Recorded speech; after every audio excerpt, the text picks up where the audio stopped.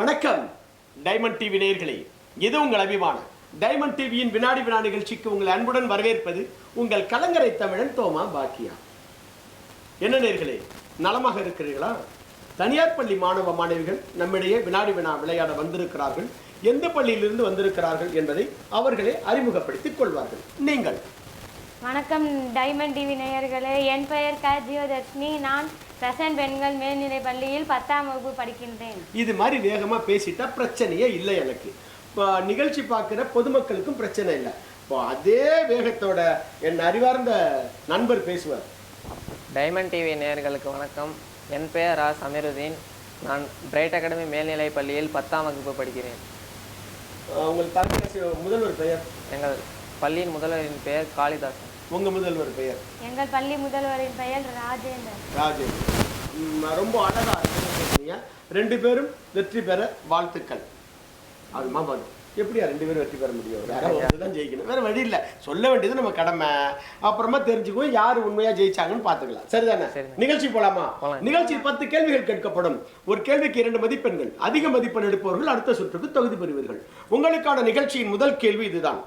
சிறுவர்கள் யூடியூப் பயன்படுத்துவதை எந்த நாடு தடை செய்துள்ளது? சிறுவர்கள் யூடியூப் சேனல் பார்ப்பதை எந்த நாடு தடை செய்திருக்கிறார்?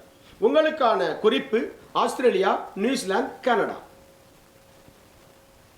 சிறுவர்கள் யூடியூப் சேனல் பார்ப்பதை எந்த நாடு தடை செய்திருக்கிறது? உங்களுக்கான குறிப்பு Australia, New Zealand, Canada. Australia, New Zealand, Canada. Australia. மீதம் இருக்கிறது நியூசிலாந்து, கனடா. நியூசிலாந்து என்பது தவறான பதில். ஆஸ்திரேலியா என்பதும் தவறான பதில் இல்லை. சரியான பதில் ஆஸ்திரேலியா என்பதுதான் சரியான பதில். உங்களுக்கான அடுத்த கேள்வி. இந்தியாவில் அதிக புலிகள் உள்ள மாநிலம் எது? குறிப்புகள் கொடுத்த பிறகுதான் சொல்லணும். ஏமா 2 மார்க் போயிட்டுமா? 2 மார்க் போயிட்டு உனக்கு. ஏன்னா கேள்வி கேட்டவனே அடிக்கிறார. பார்ப்போம் என்ன நடக்குதுன்னு. இந்தியாவில் அதிக புலிகள் உள்ள மாநிலம் எது? உங்களுக்கான குறிப்பு கர்நாடகா, மத்திய பிரதேஷ், மகாராஷ்டிரா. மகாராஷ்டிரா. பெல்லடிங்க. இப்போ சொல்லுங்க. மகாராஷ்டிரா. நீங்க? கர்நாடகா. மகாராஷ்டிரா, மகாராஷ்டிரா, மகாராஷ்டிரா. அப்படியா? அவ்வளவுதான். உங்களுக்கான அடுத்த கேள்வி. சமீபத்தில் எந்த நாடு இந்தியாவிலிருந்து இறக்குமதி செய்யப்படும் பொருட்களுக்கு 25% வரி விதித்தது? சமீபத்தில் எந்த நாடு இந்தியாவில் இறக்குமதி செய்யப்படும் பொருட்களுக்கு 25% வரி விதித்திருக்கிறது? உங்களுக்கான குறிப்பு பாகிஸ்தான், சீனா, அமெரிக்கா. அமெரிக்கா. மீதம் இருக்கிறது பாகிஸ்தான், சீனா. பாகிஸ்தான். பாகிஸ்தான் என்பது தவறான பதில். அமெரிக்கா என்பதுதான் சரியான பதில். 25% வரி விதித்திருக்கிறார்கள். உங்களுக்கான அடுத்த கேள்வி. ரஷ்யாவில் ஏற்பட்ட சக்தி வாய்ந்த நிலநடுக்கம் ரிக்டர் அளவுகோலில் எத்தனை சதவீதம் பதிவானது? சமீபத்தில் நடந்த ரஷ்யாவில் ஏற்பட்ட சக்தி வாய்ந்த நிலநடுக்கம் ரிக்டர் அளவுகோலில் எத்தனை சதவீதமாக பதிவாகி இருந்தது? உங்களுக்கான குறிப்பு 6.8, 7.8, 8.8. 6.8, 7.8, 8.8. 6.8. மீதம் இருக்கிறது 7.8, 8.8. 7.8. இரண்டும் தவறான பதில். 8.8 என்பதுதான் சரியான பதில். சமீபத்தில் ரஷ்யாவில் நடந்த நிலநடுக்கத்தின் 8.8 தான் ரிக்டர் அளவுகோலில் பதிவானது. உங்களுக்கான அடுத்த கேள்வி. யாருடைய பிறந்த நாளை இந்தியாவின் நிலையான விவசாய தினமாக கொண்டாடப்படுகிறது? யாருடைய பிறந்த நாளை இந்தியாவில் நிலையான விவசாய தினமாக கொண்டாடப்படுகிறது? உங்களுக்கான கேள்வி MS சுவாமிநாதன், நம்மாழ்வார், அப்துல் கலாம் ஐயா. MS சுவாமிநாதன். மீதம் இருக்கிறது நம்மாழ்வார், அப்துல் கலாம் ஐயா. நம்மாழ்வார் என்பது தவறான பதில். MS சுவாமிநாதன் என்பதுதான் சரியான பதில். டாக்டர் MS சுவாமிநாதன் அவருடைய பிறந்த நாளை தான் பசுமை புரட்சி நாளாக கொண்டாடப்படுகிறது. பசுமை புரட்சியின் தந்தை என்றும் அவர் தான் அழைக்கப்படுகிறார். ஆகஸ்ட் 7 தான் அவர் பிறந்தார். அவர் பிறந்த நாளை தான் பசுமை தந்தை, அவர் வந்து பசுமை நாயத்தின் தந்தை என்று அழைக்கப்படுகிறார்.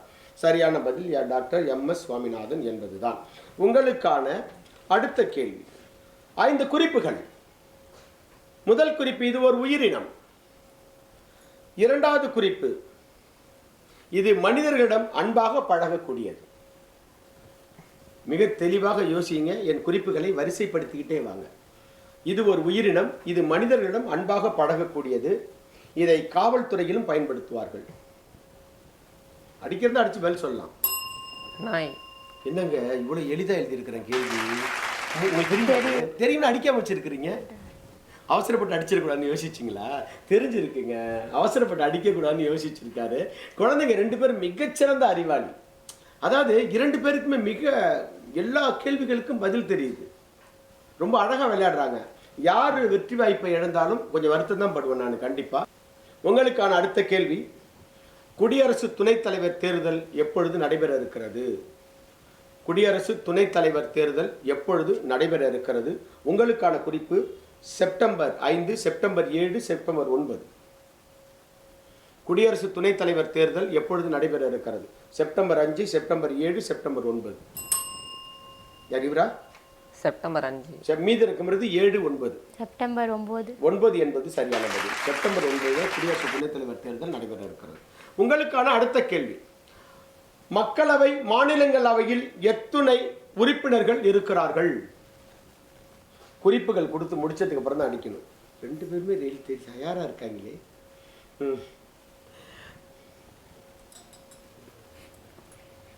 யார் முன்னாடி அடிக்கிறாங்க? பஞ்சாயத்து வந்துடும்போது. மக்களவை மாநிலங்களவையில் எத்துணை உறுப்பினர்கள், அதாவது எம்பிக்கள் இருக்கிறார்கள்? உங்களுக்கான குறிப்பு 681, 722, 781. 681, 722, 781. 681, 722, 781. இப்போ ஒருவேளை உங்களுக்கு என் குறிப்புகள் பிடிபடவில்லை என்றால் ஆப்ஷன் 1, 2, 3 என்று நீங்கள் பதிலளிக்கலாம். 681, 722, 781. முதல்ல நீங்க தான் மணி ஒலிக்க செய்திருக்கிறீங்க. 781. 781. மீதம் இருக்கிறது 681, 722. 681. தவறான பதில். 781 என்பதுதான் சரியான பதில். உங்களுக்கான அடுத்த கேள்வி, தொடர்ந்து நீண்ட காலம் பிரதமராக இருந்தவர்கள் இவற்றில் யார்? தொடர்ந்து நீண்ட காலம் பிரதமராக இருந்தவர் இவர்களில் யார்? உங்களுக்கான குறிப்பு நேரு, மோடி, மன்மோகன் சிங். நேரு, மோடி, மன்மோகன் சிங். நேரு. நேரு. மீதம் இருக்கிறது மோடி, மன்மோகன் சிங். மோடி. மோடி என்பது தவறான பதில். நேரு என்பதுதான் சரியான பதில். கிட்டத்தட்ட பார்த்தீங்கன்னா ரொம்ப நாட்கள், நீண்ட நாட்கள் பிரதமராக இருந்தவர் நேரு ஐயா தான் இருந்தாங்க. அதுக்கப்புறம் 2வது இடத்துல யார் இருந்தாங்கன்னா மரியாதைக்குரிய திருமதி இந்திரா காந்தி அம்மையார் அவர்கள் இருந்தாங்க. ஆனால் பார்த்தீங்கன்னா இப்போ மோடி ஐயா அவர்கள் 2வது இடத்திற்கு முன்னேறி இருக்கிறார். நேரு ஐயாவுக்கு பிறகு அதிக நாள் பிரதமராக இருக்கிறவர் மோடி ஐயா அவர்கள் தான். அப்போ முதல்ல நேரு ஐயா தான் இருந்தாங்க. உங்களுக்கான நிறைவான கேள்வி, 8 மதிப்பெண்கள், 6 மதிப்பெண்கள். 2 மதிப்பெண்கள் பெற்றீர்கள் என்றால் சமநிலை அடையப்படும். அடுத்த கேள்வி செல்லப்படும். சரியா? 2 தப்பா சொல்லிட்டீங்கன்னா நல்லதுன்னு நீங்க நினைச்சுக்கலாம். அப்படிதானே? சரி, இப்போ இந்த கேள்விக்கு முன்னாடி ஒரு சில செய்திகள் மட்டும் பேசிடலாம். சரியா? உங்களுக்கான விஷயம் என்ன அப்படின்னு கேட்டீங்கன்னா, உங்களுக்கு ரொம்ப பிடித்தவர்கள் யார்? உங்க மனசுல உங்க அப்பா, அம்மா, அண்ணன், தம்பி, நட்பு வட்டாரங்கள் எல்லாருலயும் ரொம்ப பிடித்தவங்க யார்? அப்பா. அப்பாவை ரொம்ப பிடிக்கும். சரி, எல்லா பொம்பளை குழந்தைங்களுக்கும் அப்பாவை ரொம்ப பிடிக்கும். நீங்கள் மாவட்ட ஆட்சியர் ஆகணும்னு சொன்னீங்க இல்லையா? உங்கள் நேர்முக தேர்வில் மாவட்ட ஆட்சியர் ஆனால் உங்ககிட்ட கேட்ட கேள்விதான், உங்கள் உறவு முறைகளுக்கு ஒரு இடத்தை ஒதுக்கணும், நண்பர்களுக்கு ஒரு இடத்தை ஒதுக்கணும், இருக்கிறது ஒரே ஒரு இடம், ஒரு இடத்துக்கு பட்டா பண்ணி கொடுக்கணும். உங்கள் தாய் மாமனும் உங்கள் சித்தப்பாவோ நின்று கேட்குறாங்க எனக்கு பண்ணி கொடுமான்னு. உங்கள் ஒரு நெருங்கிய தோழி ஒருத்தவங்க எனக்கு பண்ணி கொடுறீன்னு கேட்குறாங்க. யாருக்கு செய்வீங்க? அங்கே பார்த்து வேகமாக பேசுங்க. பொய் சொல்ல போறீங்க, வேகமாக சொல்லுங்க. பொய் அவரே சீ பண்ணிட்டு பார்த்தீங்களா? இப்போ உங்கள் அம்மா வந்து என் தம்பியை விட உனக்கு வந்து உன் ஃப்ரெண்டு முக்கியமாயிட்டாங்களா அப்படின்னு கேட்குறாங்க. அப்போ என்ன பண்ணுவீங்க? 2 தான் முக்கியம் சொல்லுவேன். ஆமாங்க, நட்பு தாங்க முக்கியம், நாங்கள் எந்த நிலையிலையும் மாற மாட்டோம் அப்படின்னு சொல்லிட்டாங்க. இப்போ உங்கள்கிட்ட நேர்முகத்தில் கேட்ட அதே கேள்விதான். வழக்கறிஞர் ஆயிட்டீங்க, ஒரு நேர்மையாக ரொம்ப தெரிஞ்சவங்க வந்து இந்த வழக்கை எனக்கு இலவசமாக நடத்தி கொடுங்க, நியாயம் என் பக்கம் தான் இருக்குது, அது உங்களுக்கே தெரியும் அப்படின்னு கேட்டால் பணம் வாங்கிட்டு வழக்கு நடத்துவீங்களா, பணம் வாங்காம வழக்கு நடத்துவீங்களா? தெரிஞ்சவங்கன்னா வாங்க மாட்டேன். அப்படியா? ரொம்ப தெரிஞ்சவனா வாங்க மாட்டீங்களா? அவ்வளவு நல்ல வழக்கறிஞரா? சரி, கேஸ்ல உண்மைத்தன்மை இருக்கு, வழக்குல உண்மைக்காக போராடணும், அப்போ ஜெய்பி மாதிரி உண்மையான ஒரு கதைக்கு வாதாட போறீங்க, அப்போ வாங்க மாட்டேன். வாங்க மாட்டீங்களா? என்னங்க அங்க ஒண்ணு சொல்றாரு, இங்க ஒண்ணு சொல்றாரு. சரி, பரவாயில்ல, யார் ஜெயிக்க போறாங்க, யார் அடுத்த சுற்றுக்கு போக போகிறார்கள் என்பதை நிர்ணயிக்கும் கேள்வி இதோ. இவற்றுள் எந்த நாடு G7 நாடுகளின் கூட்டமைப்பில் இல்லை? இவற்றுள் எந்த நாடு G7 நாடுகளின் கூட்டமைப்பில் இல்லை? உங்களுக்கான குறிப்பு Germany, Japan, New Zealand. Germany, Japan, New Zealand. இவர் புத்திசாலித்தனம், இது மிகப்பெரிய புத்திசாலித்தனம். என்ன தெரியுமா? 2 மதிப்பெண்கள் குறைவா இருக்கிற அந்த வாய்ப்பை நான் பயன்படுத்திக்கணும். ஒருவேளை நான் சொல்வது உண்மையாக இருந்தால் சமநிலை அடைந்து விடுவேன், அடுத்த கேள்விக்கு நான் போகலாங்கிறது புத்திசாலித்தனமான முதல்ல பெல் அடிச்சது. அதுக்கே நீங்க உங்களுக்கு நான் கை கொடுக்கணும், மிக சிறப்பு. ஆனா பெல் அடிச்சது முக்கியம் இல்லை, பதிலையும் மிகச்சரியா சொல்லணும். இவற்றுள் எந்த நாடு, உங்களுக்கு புரியலன்னா கேளுங்க சொல்றேன். இவற்றுள் எந்த நாடு G7 கூட்டமைப்பில் இல்லை? உங்களுக்கான குறிப்பு Germany, Japan, New Zealand. Japan. Japan. மீதம் இருக்கிறது ஜெர்மனி, நியூசிலாந்து. நியூசிலாந்து. இப்போ குழந்தைங்க ரொம்ப அழகாக தான் விளையாண்டாங்க, 2 பேருமே எந்த குறையும் இல்லை. அவங்க ஆசிரியர் எங்கேருந்து பார்க்குறாரு, வெற்றி பெற்று விட்டடா மகனே அப்படின்னு பார்க்குறாரு. என்ன நடந்ததுன்னா, ஜப்பான் வந்து G7 நாடுகளில் கூட்டமைப்பில் இருக்கிற நாடு. நியூசிலாந்து தான் கிடையாது. ஜெர்மனி இருக்குது, ஜப்பான் இருக்குது. அவங்க 7 G7 7 நாடுகளோட கூட்டமைப்பு. அதில் நியூசிலாந்து தான் கிடையாது. அவங்க லிஸ்ட்டில் இல்லை, நம்மள மாதிரி, இந்தியா மாதிரி. ஆனால் ரொம்ப அழகாக விளையாண்டிங்க, டஃப் கொடுத்தீங்க, ரொம்ப மகிழ்ச்சியாக இருந்துச்சு. நான் 2 பேருக்கும் உண்மையான வாழ்த்து சொன்னேன். 2வது சுற்றுக்கு செல்கிறீர்கள், வாழ்த்துக்கள் உங்களுக்கு. ஏங்க சிரிங்க வேகமா, என்னங்க எப்போ அந்த புள்ள பாருங்க வெற்றி வாய்ப்பு 2 மதிப்பெண்ணில் இழந்து எவ்வளோ அழகாக சிரிச்சுக்கிட்டு இருக்கு. அந்த அம்மா, இந்த குழந்தை என்ன நம்ம சொல்கிறாரு, இதுக்காடா பச்சை கலர் பொட்டலாம் கழட்ட சொன்னீங்க என்ன?